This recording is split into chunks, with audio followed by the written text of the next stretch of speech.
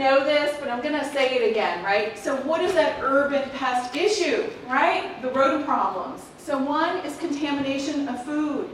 You know, we were in the shelter just 2 days ago, and I'm like, throw everything out. That's it. You know, and we had to educate the folks that this is not okay. You have urine, you've got droppings, all this stuff all over the place. You have contamination of food. Destruction and damage of property, you've seen it, right? So especially gnawing, burrows underneath a sidewalk. Anybody see the sidewalk crack because of it, right?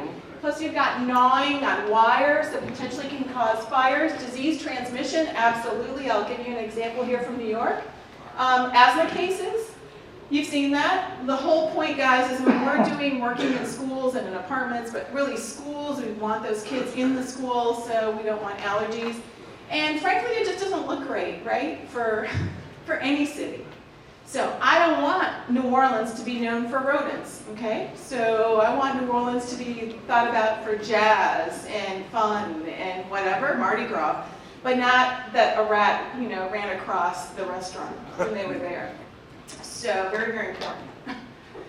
So how do they transmit diseases, right? So these commensal rodents, they live around us. I was giving a talk, oh man, probably about a month ago, and literally, and actually it was to a bunch of PMPs, and literally a mouse came out from the corner of that hotel room. You know, it was in a room similar to this, and it just like basically just came out like, hey, what you guys doing? I'm like, you're brave to be in a room with all these folks, they're gonna kill you.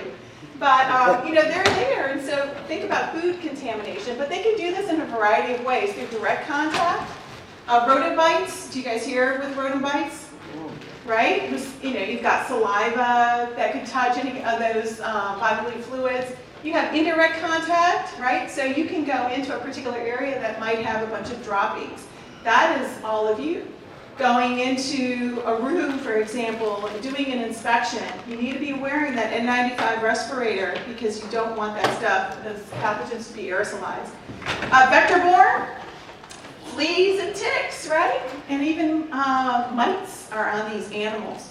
So we often we know where our fleas are in New Orleans, we know where our mites are because we've done the surveys in those areas.